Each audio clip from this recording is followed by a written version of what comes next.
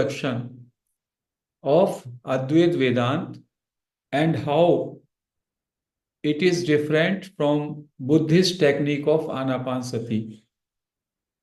In the Buddhist technique of Anapanasati, breath, and through breath, we aim at stillness of mind, that our mind should be quiet.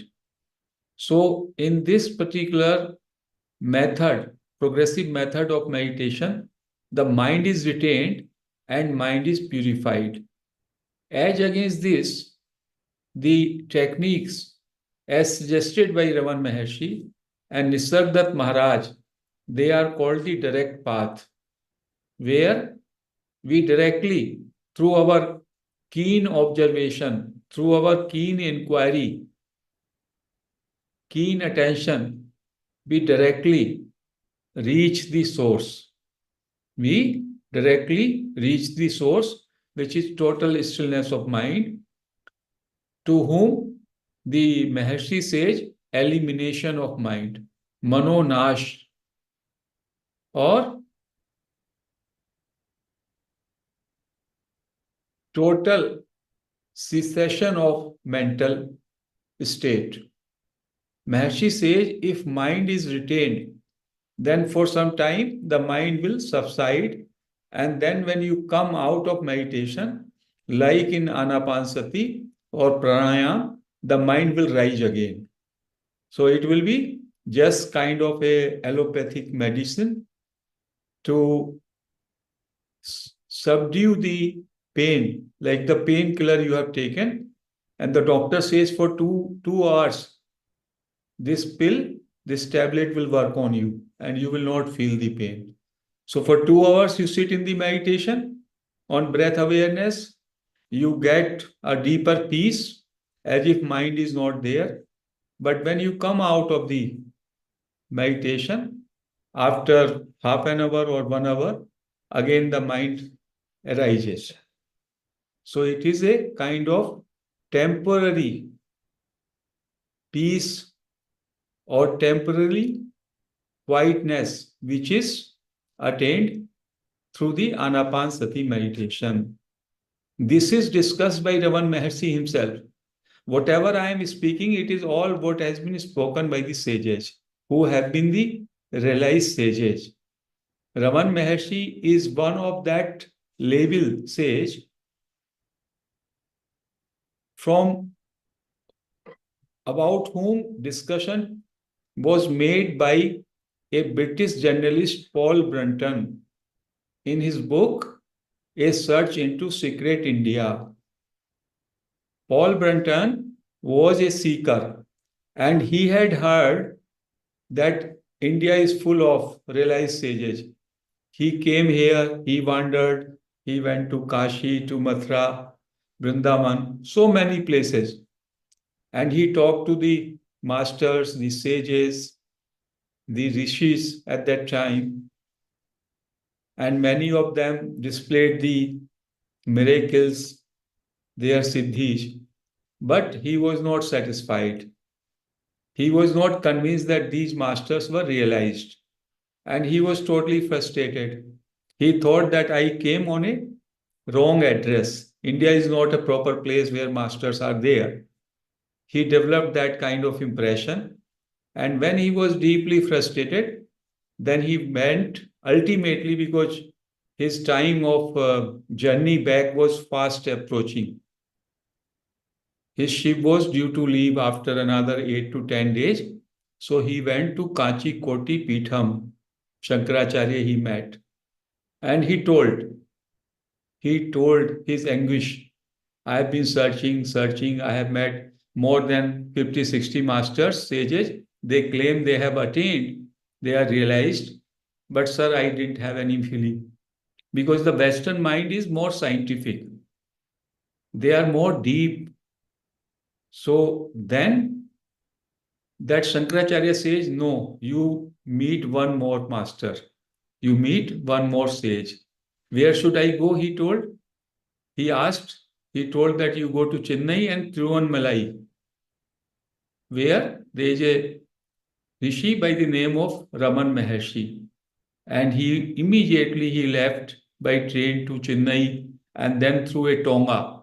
At that time, this bullock cart was there. So in the bullock cart, he sat, and about 2, 3, 4 hours, whatever time it was taken, he reached there. And then, as soon as he entered, and as soon as the Raman Maharshi put his gaze on him, there was some transformation. He sat there. There was only communication, silent communication between eyes. And then he became totally mesmerized. He became totally, there was some inner transformation by the gaze of the sage. Because Raman Maharshi was a sage of silence. And he did not give any diksha like other masters are giving. He was only through the eye contact. So then he became so much immersed in the inner self. He changed his journey back and he stayed there for much more time. And when he went back, he was totally fulfilled. He had a sense of realization. And then he wrote this book, A Search into Secret India. Anybody can read it. And he only tells all these stories because when you read, then you find, oh, this master is claiming this, he is claiming this. What is this? Somebody is saying he has saw earlier lives, 50 lives, then he is not a master. Even you have to delete this lifetime. What to say of an earlier lifetime? What you will do? It is all scrap. You are pure awareness. So you get many insight by reading that book. So when that book was published, then all the people in the world who were in seeking, they went to that book. And then people started coming to Ramana Ashram to meet that sage, Ramana.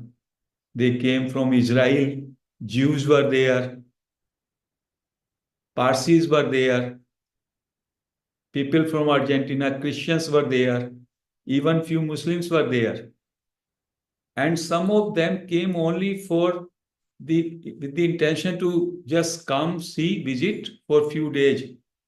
And then they just stayed there. So much so, they departed from there only. They left their body from there, that ashram only.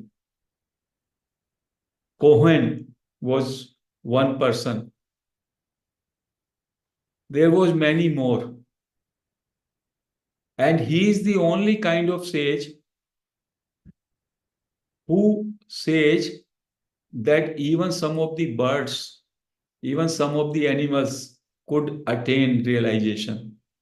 He had a cow in his ashram, Lakshmi, who will always come to his place, his room where he was sitting, and call him for taking the lunch. Every afternoon he'll come at an exact time of 1 o'clock. And then he will understand, now it is my time to go to lunch. And when she will deliver a child, first she will come, the cow will come to Bhagwan, telling that I have delivered a child, you come and bless. And the Bhagwan will go, bless that child, and then she will be happy. And then, so when the animal, that cow was breathing her last, so Bhagwan sat near her and he told that she has attained, she has realized, such kind of rare sage. Then there was a crow. He came one day and all of a sudden it fell down on his feet when he was sitting. He told he has realized. He was a great rishi in the earlier Janma, and there are samadhis in his ashram of a crow, of the cow, so many things. Because the same being, the same consciousness is pervading everywhere.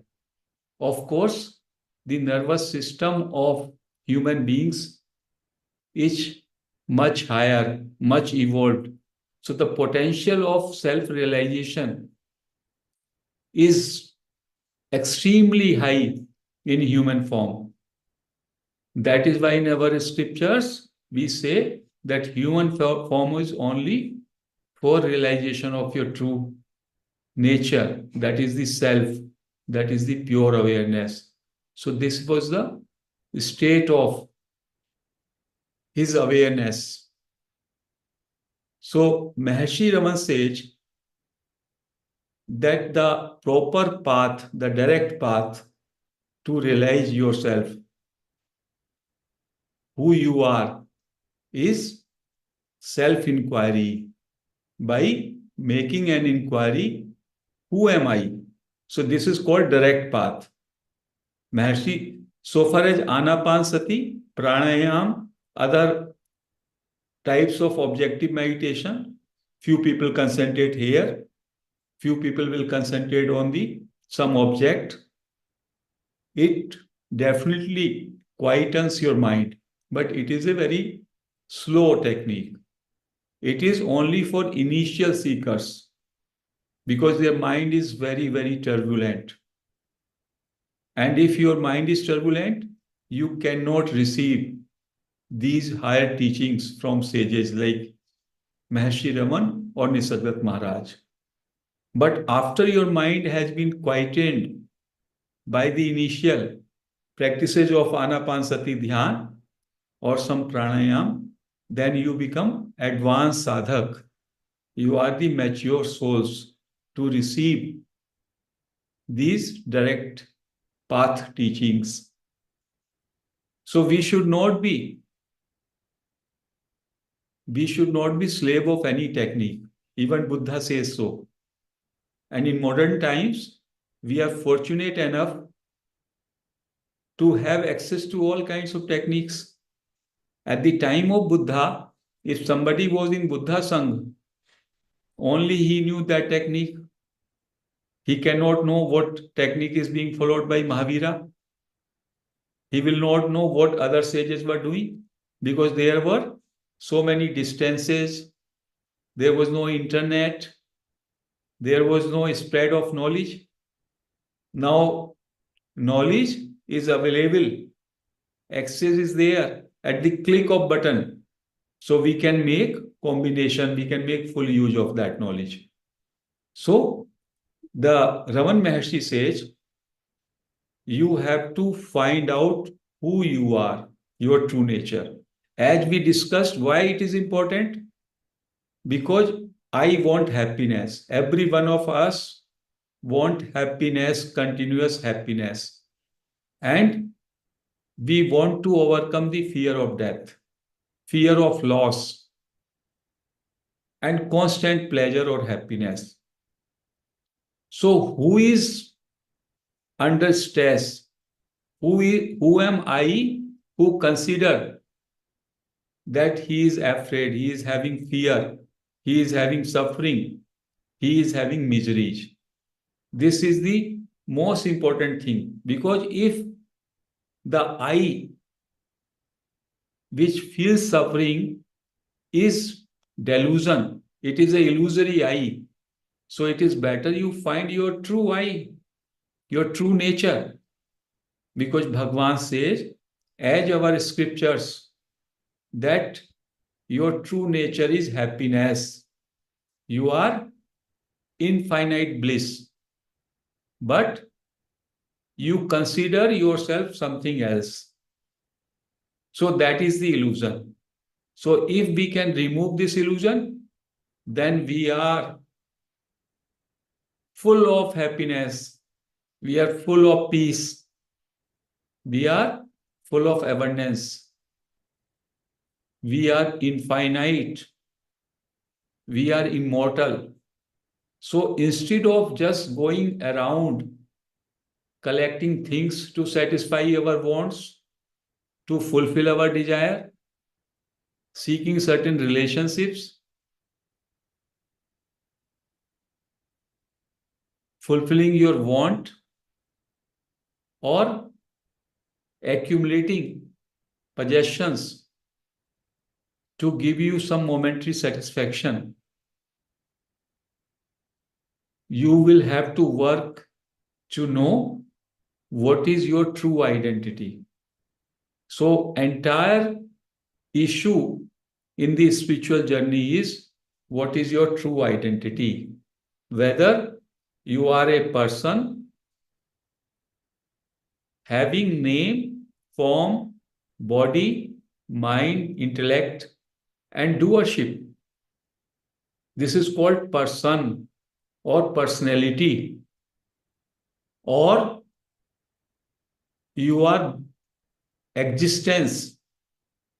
You are existence beyond personality. That is Sat Chit Anand. Existence is Sat. Where there is existence, there is Chit, that is awareness or knowledge, and Anand, there is a bliss. So Maharaj says, Bhagavan says, your true nature is Sat Chit Anand. So you have to have a very deep quest, great longing to know who you are. And what is the best method? Asking, who am I? And Maharaj, the Bhagavan says, you just focus your total attention on I.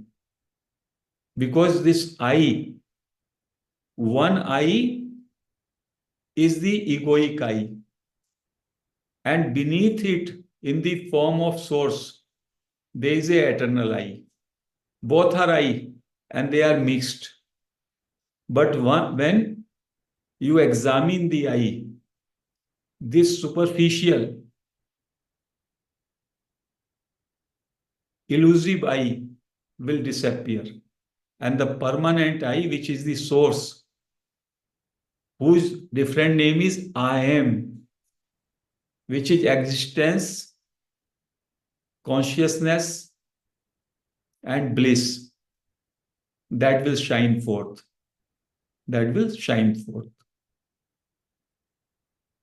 So what is this elusive I? And what is this direct path? Bhagavan says, every day, you have that experience of realization. When you enter into no mind zone. When do you enter? When you go to deep sleep. When you go to deep sleep, there is no mind. Your association with mind is totally shut down. You have no association with body also. Only the vital breath is going on. You are totally lost. So much so, during sleep, you are not even aware of your body and mind, what to say of your possessions. Nothing. And when you get up early morning, then you feel so much of peace and happiness and blissfulness. So that indicates when you are not having mind, or when the mind is quietened, or mind is excluded, or mind is shut down, you have absolute blissful state. But as soon as you wake up, in the transitory period, I-ness appears. This is the egoic I, which I identifies itself with the body. Like as soon as I will get up, I will connect myself with my name, my form. I am a body. I have to get up by my senses. I start seeing the world around me. I start connecting with the things, with the situations, with the relations, and the entire world is constructed, projected around me. So Maharshi says, for a very fraction of time, first the I thought arises. Maharshi says this is the I thought. And this I thought is mind or ego. This is a elusive I or egoic I. If you catch hold of this I and thus focus your attention on this I only, then this I may not go outward. Otherwise, what happens? I becomes very phantom. I becomes connecting with so many things, with your relationships, with your things, with the situation around, and I becomes very, very bulky. So just at the initial stage, when this I is sprouting, I is coming, because when you come out of the sleep, the I thought will arise first. And then I thought being the base or the root thought, it will get connected with other thoughts. And your entire personality will be built up immediately on that. And Maharshi says if you can catch hold of this I at the initial stage and stay there, then you will find this I, the root thought. It is merely an illusion because this I thought is a bridge between your body and self. Self is consciousness, your true nature. It derives it derives its strength of grossness from the body, and it also gets illumination from the self, from the consciousness.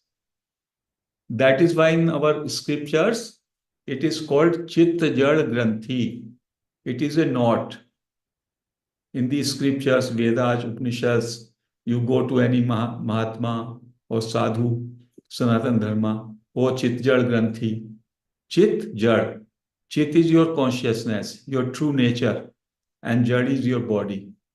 So this bridge or this knot is there. It is only an appearance. When you examine it, it takes a flight. Maharshi himself gives a good analogy. Maharshi says, like there is a good wedding party. There is a very good wedding party. There is a bride side, there is a bridegroom side. And some stranger is passing from that.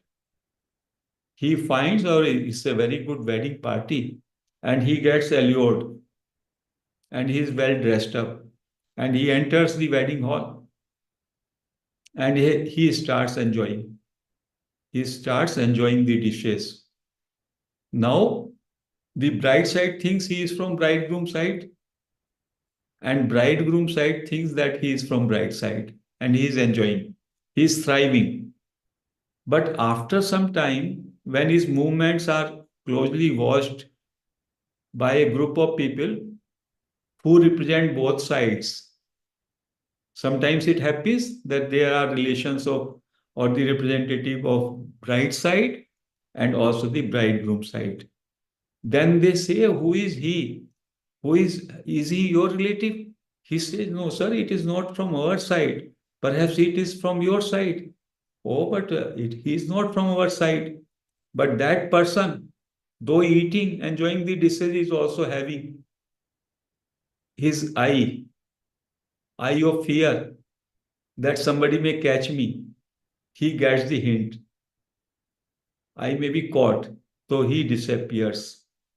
He disappears. He leaves the wedding party. So Bhagwan says, similarly, this I, which has arisen, this root thought, the mool vichar I, it is like this only. And on the basis of this I, the entire ego, entire sense of personality, your name, your form, your activities, your gender, your entire story since your birth, your achievements, everything is built up on this and it becomes very bulky, this ego. So you examine who am I? So when you put all your attention on this I and starts examining, different thoughts will come. Thoughts are just ingrained into this I. And you ask to whom these thoughts are coming? The answer will be they are coming to me. Again, you put who am I? So gradually, this I will become thinner and thinner and thinner, and merely the I thought will remain. And when you focus your attention more deeply on this I, from where this I is arising within me, so this I will also merge or disappear into its source. And that source is the eternal I or the sense of I am, which Nisargadatta Maharaj says, sense of I am. So, what is our ignorance? We are pure awareness. Our nature is pure awareness, pure being. That is existence and knowledge. I know I am. Or sense of presence, pure presence. You are always present. First, you are present, then you get attached to something. First, you have this feeling, I am. Then you say, I am a body. I am doing. Now I am speaking. So, all these are additions. But my core truth is, I am existence. That is the source. And I know that its knowledge is contained in that I am. So when you reach or you realize your pure being, that is the realization. Then mind is eliminated, non-self is eliminated, and you are in your purest form, that is blissfulness itself. And Bhagavan says, it is very easy, it is very lovable, and it is doable. How? He says, everybody loves himself. You love yourself. So when you try to find out yourself, because who are you means I consider myself I. So now I want to know who am I. So I love myself. So if I bring my attention on I, there is no problem. I want to know myself. So I love myself. And in the deep sleep, in the deep sleep, you know your ultimate I.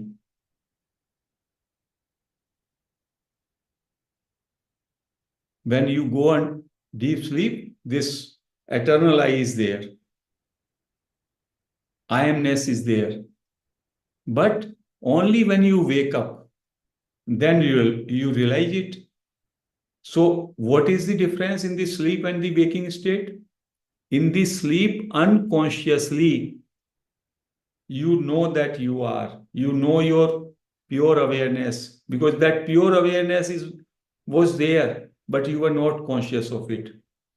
And when you wake up, then apart from that awareness, this egoic build-up also takes place, names and forms. So we consider these activities which are happening, they are two. A ignorant man thinks that out of 24 hours, only 8 to 10 hours of waking state, that is the reality. Though it is only a dream, it is only a Jagat Prapancha. It is only a Prapancha drama. So Bhagavan says, let us take the awareness that the blissfulness of the sleep and awareness, which is the basis of waking state. Then it becomes Jagrit Susupti, and that is called Turiya state. That is the state of realization. Because when you go to sleep, the last thought which you leave is the I thought. I represents the mind.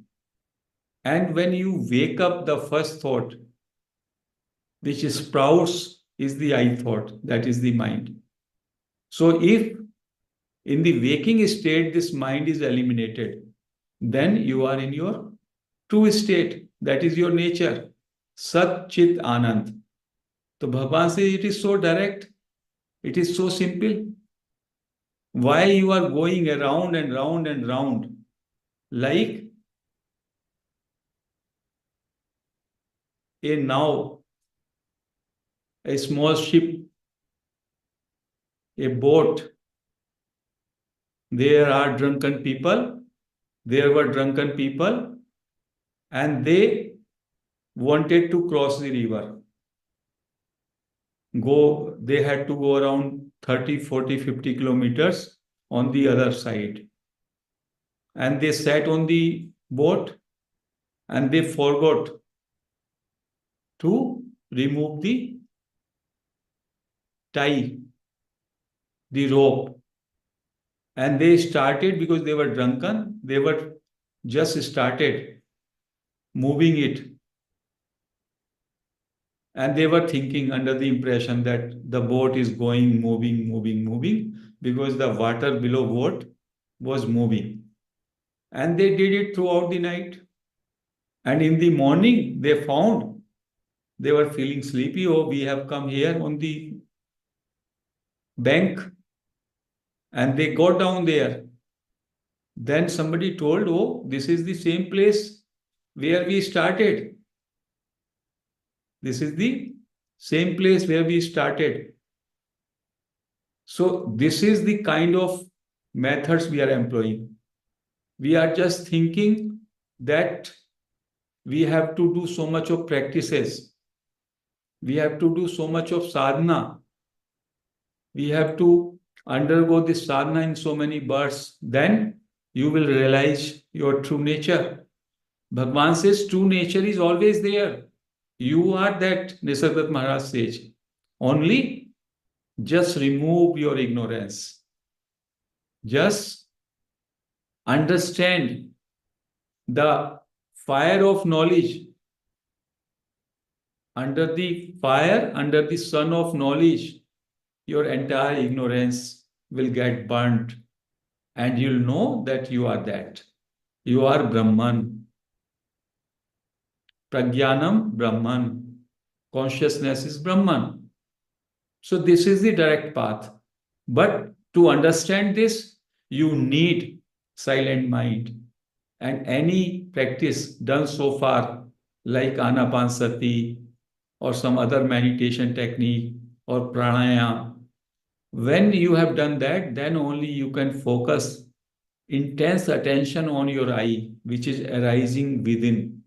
You can examine that eye and you can focus your attention on that eye, and then this eye, which represents mind or ego, can subside, and then you are in pure awareness, which is indivisible, which is very spacious, which is infinite, which is total blissfulness, completeness. And it can happen in an instant. And whoever came to Bhagwan, they simply sat in his presence. Because if sun of self-knowledge is present, then ignorance may not stay. If there is a light of sun, you find entire ignorance, entire darkness gets removed. So Bhagwan was sun of self-knowledge. So whoever was sitting in his presence, immediately his entire doubts, all his queries, all his grossness will get burnt, and there will be an inner shining in him. So many people used to come. They will sit for some time. They will be in his presence for 2 days or 3 days, and they will feel a sense of fulfillment.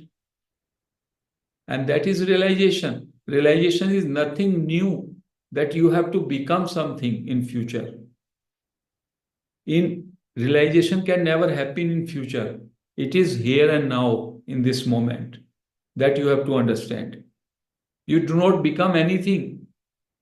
You have to leave away becoming. You have to leave away all your efforts and you have to be as you are, your natural, normal state. So, Bhagwan used to say it is a very, very ordinary kind of state. Every one of us try to become extraordinary. From extraordinary, you become ordinary. You be as you are, and then you realize your true nature. True nature is so close to you that you cannot know it the way you know some object. You know a mountain, or you know a forest, or you know a river. You are seeing and they are there. But your true nature you cannot know.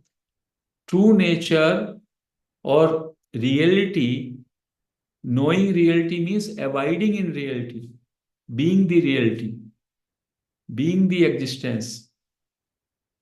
It cannot be subject-object relationship. That is our ignorance. All through our life, we feel that I am different as a subject and I'll attain something. I'll attain Buddhahood, so Buddhahood is different from me. No. Buddhahood means you realize that, means you be that reality. So there is no duality. There is only one reality. That is, yesterday we talked like a screen, and then there is a picture, movies. This mind is a kind of movie, projecting thoughts, situations, imaginations, memories. They are all being played continuously, and you are the substratum, the pure awareness, the plain I amness, isness, existence, and knowledge, its knowledge, and that is blissfulness. So that is a state without concepts, without thoughts, without experiences. Everything you have to discard. When you discard everything, then what remains is the pure awareness. So there are many methods. There is a method of self-inquiry, or there is a method directly plunging into I amness and disconnecting, discarding everything which is attached to it, or becoming just effortless, as we practiced yesterday. So there are so many ways in which we can do these practices, and it brings us immense peace. You'll find you can directly plunge into thoughtlessness if you do practice it in the right way. And in this platform, I found yesterday also, because people are very long time meditator. They have been doing the practices of meditation, anapanasati, so they can attain it very soon. I have been with Patri sir for such a long time. He also used to say that my life agenda is to initiate the people into meditation, into spirituality.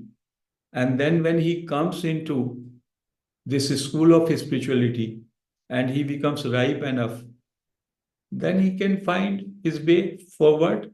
Because I say you are the master, you are the light to yourself. Once I have given you the torch, then it is your duty to move forward. Patriji was one master who believed in master-master relationship.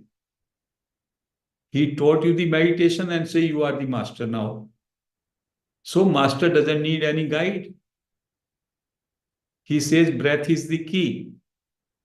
You have opened the lock now. You go inside, and when you go inward, more and more inward, and you will find more and more techniques, and you move. Patri sir was a evolved sage of great awareness. Anybody who has met him, the kind of awareness he had. Awareness is the only reality. The another name of the ultimate reality is awareness, in which there is no thought. You are in this moment. In fact, now is another name of this reality or awareness, pure awareness. It is only through thinking that you get divided. The mind enters, mind pollutes. So, this is our true state. That is one reality, having two character awareness. It provides the screen. Everything is happening there. My thought arises on that screen of awareness. They subside there. My emotion arise. They subside there. All situation arise. They disappear there. And it has also shining character. That is illumination. So it is the substratum or foundation or base, and it also provides illumination. These are the only two attributes, and they go together. They are not separate. And all of us are having awareness, but we are having awareness of something, and we forget this awareness, we ignore this awareness, and we are focused on something. So something has to be discarded.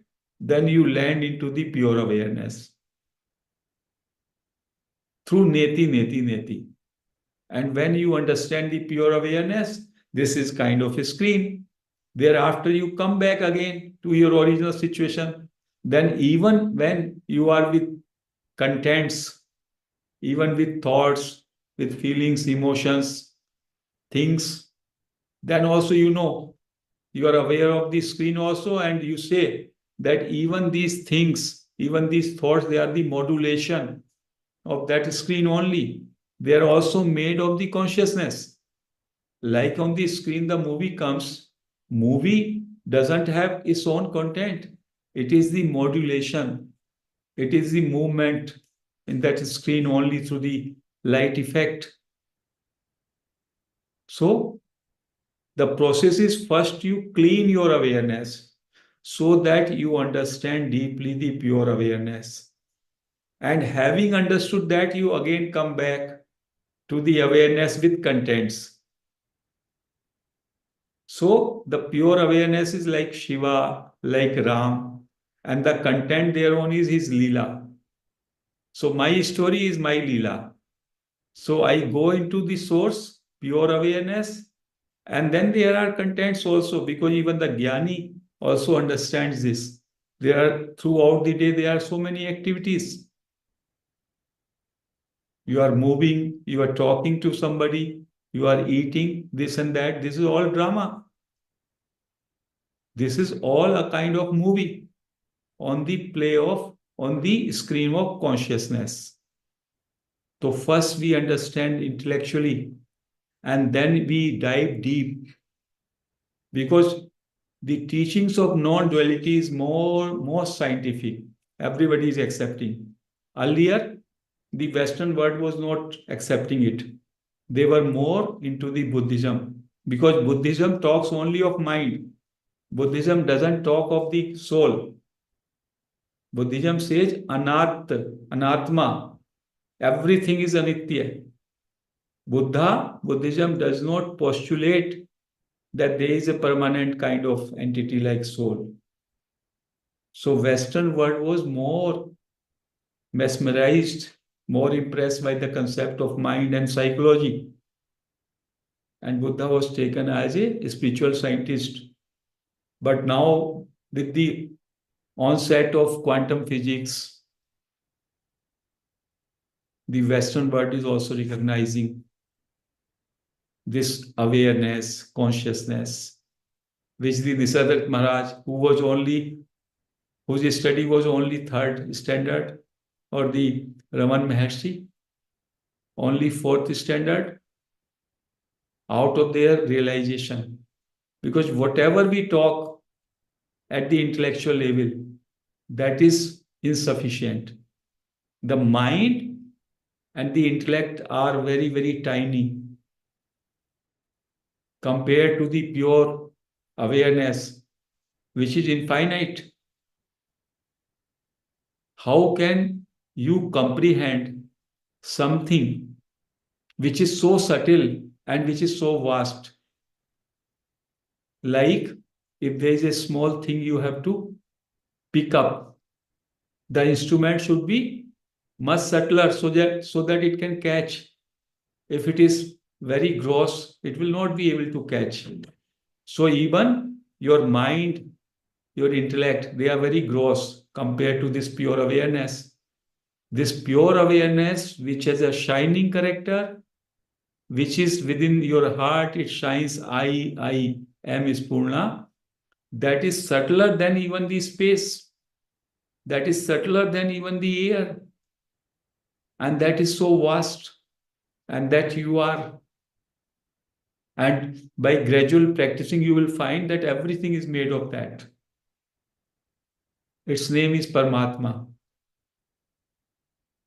Everywhere, even the dust, everything is filled with that awareness only.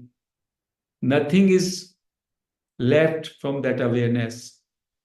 Otherwise, awareness will not be complete. Paramatma is everywhere. Your entire concepts, all your beliefs, all your superstitions, they will all get dissolved in the fire of pure awareness, which you are. So, this is the teaching of non duality. I would like to conclude here today, and then I'll open for the question answers. Thank you, my friends.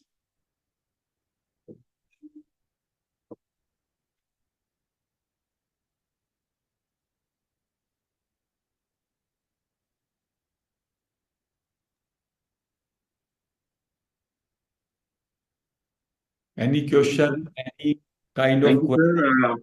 Anyone who has any question related to this, please raise hand. Please ask questions. Yes, Abhijit ji. Yes, yes.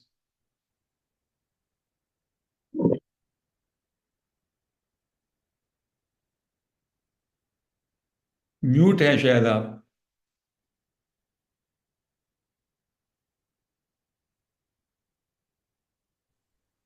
Yeah. Good evening, sir. Good evening, everybody. It was a wonderful session yet again. Uh, as always, it's a joy to listen to anything about Advaita Vedanta or non-dual understanding.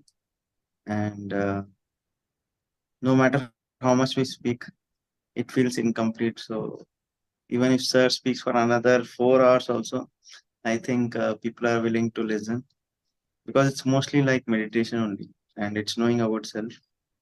And but the point is, all this looks like at the surface looks like theoretical or Gyan, but the crux of whole thing will be how do we implement it? That will be the most important thing. So there could be many techniques uh, like questioning, like self-inquiry and all. So probably I'm looking forward to how we can practice it in moment to moment or day activity, like how to do it while you are actively involved in the world. Sometimes this non-dual understanding is so at a paradox that we feel how can we implement it, because at one level you need to use the mind to able to function, but at other level we are saying that mind is the root cause of ignorance. So this paradox puzzle, how do we solve it? I know it's a big question to ask, and probably it will take time to answer it, but I would like to hear this view from sir. This is very well said. You have very pertinent question you have raised that first of all, even if I talk, this will be a meditation only. Because I am not talking about myself, I am talking about your essence. So there is always a very blissfulness whenever we talk. Because I am not talking about something else, I am talking about your inner self. So you'll get that blissful. Everybody will experience that bliss. On my meditation in the morning, I am talking that again and again. But this is the quality of consciousness that it is ever fresh. You listen it, and in listening only you can realize at times. Another thing is that, of course, it is theoretical. And in practice, you have to adopt certain techniques, certain tricks, so that you touch the no mind zone. So, though I will also today, yesterday also we practiced, but I would say that you are, though you are in the mind domain, but you are not always with that mind. There are pauses. Even when you are taking breaths, there are pauses. In pause, that awareness is there. When I am speaking, now I have stopped, then there is a pause. So it is basically the technique of focusing attention. We focus attention on the content, what I am speaking, but where there is a space in between, that is that awareness. So when we start, observing, we understand the screen is more important than the movie. My words are just like a movie, and the background of it is that screen only. The same with the thoughts. When you watch the thoughts, there are gaps between the thoughts. Those gaps are just like a screen of awareness. That is your true self. So you start acknowledging that. When you derive some pleasure, suppose you had some desire, you wanted to achieve something, and you have achieved, then you feel so much of happiness. Then also you touch your pure awareness only, because you reach no thought point for some moments. You were aspiring to achieve something. The moment it is achieved, you are you have become desireless. That is why Buddha says desire is the cause of suffering. If you are in the desireless state, you are in that pure awareness. So all these things, when we discuss and discuss and discuss, then also you start understanding. Of course, practice is very important. And practice is a non-practice here. Whatever efforts we were making, we have to discard everything. Whatever we are thinking, that we have to discard. And we have to stay as we are, like this. So it is the reverse process. It is journey home back.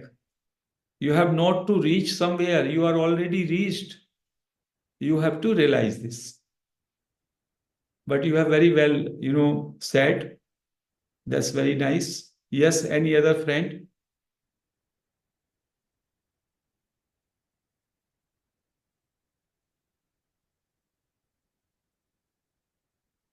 Yes, please.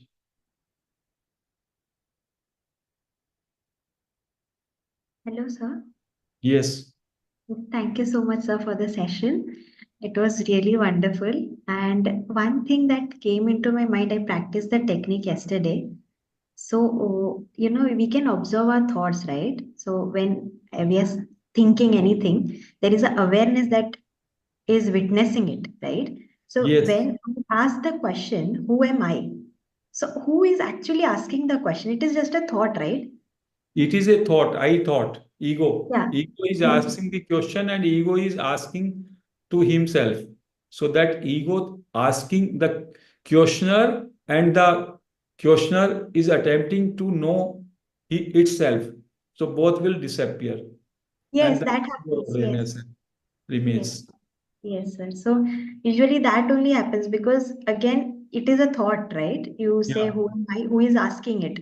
Who is Uh-huh. asking it? So there is nothing there. You just have to pause. Yes, thus just awareness will remain. Yes. Everything will vanish. Yes, sir. Emptiness. Thank you, sir. Yes. Anybody else?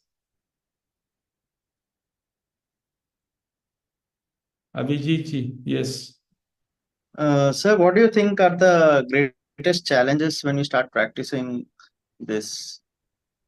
I think if our mind is little more focused, then we can attempt this self-inquiry, or our Because after all, attention is the only greatest tool to go inward.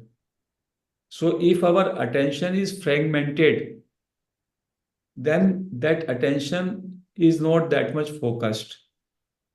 Because after all, attention, because of attention, you land, you attention also drops and only the awareness remains. So our attachments to different things, your pseudo identity, self image, ego is your self image. You have created an image. I am so and so. This is my name. This is my work. This is this. This is all this. The root of this is I thought. So you just catch hold of I thought within and just put your attention on that I simply. Who am I technique mein? Any thought comes, ask to whom this thought is coming. You will put this query and the answer will be only one, this is coming to me. And again you will say, who am I? Again you rest on I. So all the thoughts which are arising, they all will get subsided or subsumed by that I. And ultimately this I, root thought, it will also fall apart. And beneath this, the real I am, existence, consciousness, bliss, that will shine. This is all theoretical. Initially, you do not understand this. But when you do practice, and you listen to it again and again, then you start, oh, this was already there. It is not something new you have invented. In fact, you every day you are experiencing that, but you are not able to acknowledge it. So in a way, we are actually doing meditation. The self-inquiry is meditation, right? You can say meditation, the Maharshi, Raman Maharshi says it is not, any meditation is with the instrument of mind, but here he says it is not with the mind, it is just putting your attention. Means you still your mind and just put your attention. This may be a different way of saying, you think this way or that way, doesn't matter. You have to understand what is this pure awareness. Every time you are aware, nobody can deny. Everybody say, I am present, sense of present. But when you say you are present, your presence, sense of presence is not pure. Your awareness is not pure. Your awareness is invested into something with content. When I say I am aware, then I am considering my body, mind, everything in that awareness. So if I can divest this, I can exclude everything, then what remain is the pure awareness or pure presence. Nisargadatta Maharaj says for that pure presence, beingness. When the child comes at the age of 2 or 3, then this sense of I amness is pure. He doesn't recognize what is the gender, what are the things around. Only he knows he is that kind of pure being. Beneath everything, beneath your presence, this is the initial state. If you can stay there, that is your sarupa. But you have attached so many things. When I say I am, I cannot see myself just that I am. Immediately the thought that I am a body, I am a male, I am a speaker, I am a Jain, so many other attributes are automatically attached. So the pure I am is totally covered or veiled. So it is very, very interesting. And it is your own story, your own truth, which I am discussing. So it is virtually a meditation. Even when theory we discuss, or any speaker who has some glimpse of it, if he tells you, you will keep on listening it again and again and again. That is the beauty. Thank you, sir. So we now, if no question, we can do some meditation.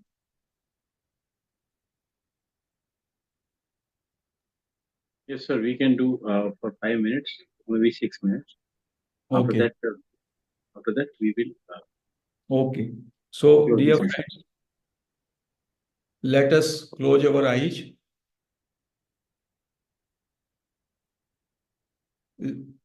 Our feet Sida, back straight, clasp the hands and relax your body. Stop thinking. For another 6 minutes, no thinking, no wanting, no becoming, no doing, no efforts. Nothing is mine. Simply I am. Simply I am. Just have a feeling of existence that you exist. That is all.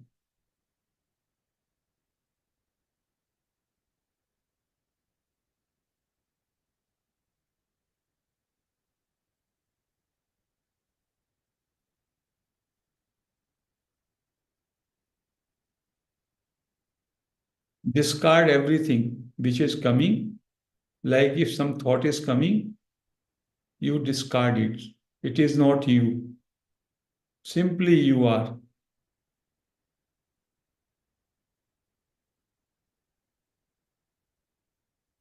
Be or remain as you are.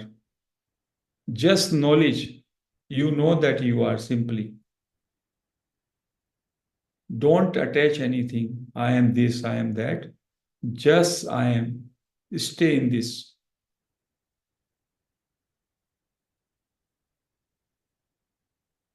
No thinking, no efforts, no desire. Nothing is mine.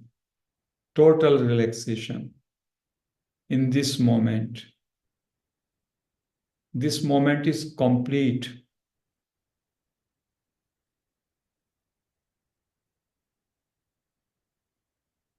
I am as I am. That's all.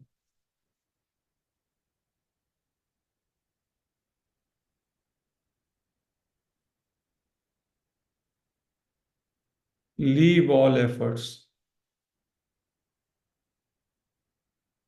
Now put a question within. Who am I? Softly.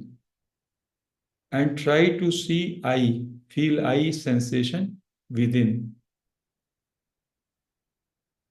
You can softly speak within I, you will find your I sensation is arising within your body somewhere. This is the feeling of I. And just be attentive to that feeling. Stay on that feeling of I. How do you stay? You absorb yourself into that I feeling. Like I say I, bas aisa. Softly speak I and stay there. And be aware of that I. That's all.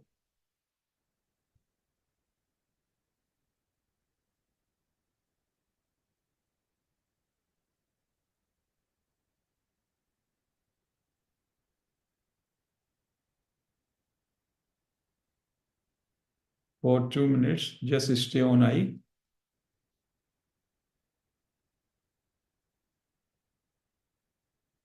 I is another name of God. And try to observe from where it is arising. Feel from where I is arising so that you may focus your attention towards the root of I, source of I. 1 minute more. Stay focused on I.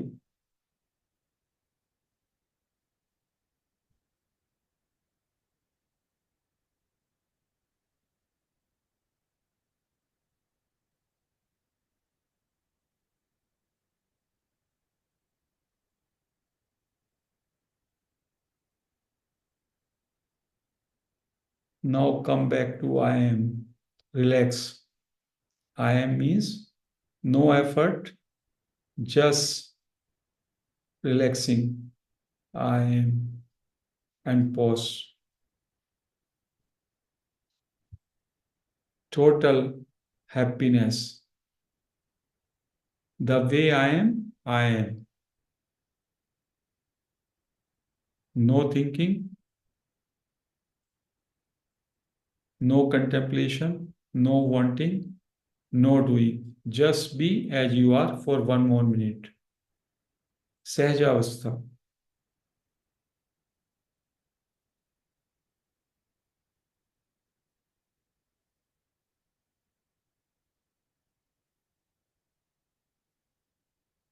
Total stop your thinking and relax. 30 seconds.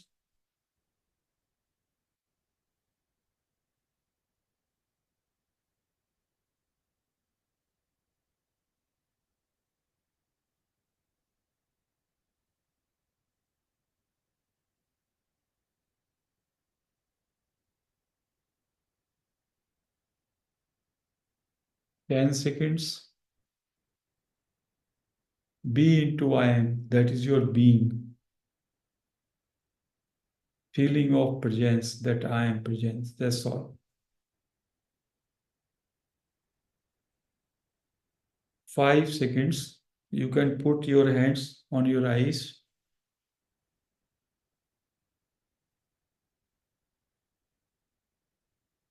हाथ हटा सकते हैं. You can remove your hands and you can open your eyes. There was a time limitation, so I have concluded in 5-6 minutes, whatever.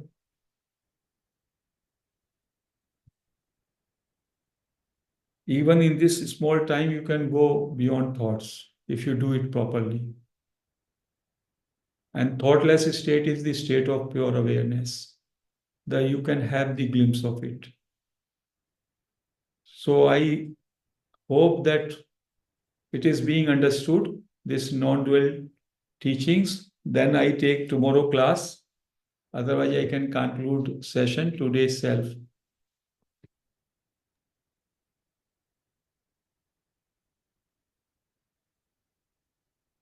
So, friends, tomorrow also Jain sir is willing to take.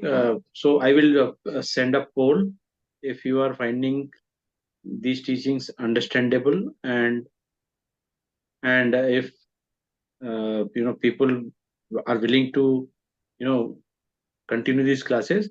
So tomorrow we'll continue, and if so these are not easy, or immediately we can understand the meditation. That meditation practice takes some time, but once it is captured, then it doesn't go easily. You will get in grip of it.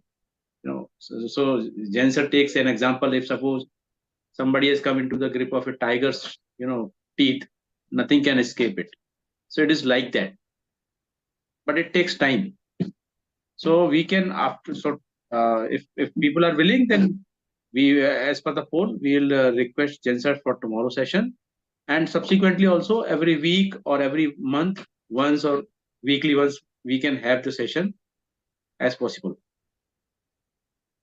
So, okay. Thank you.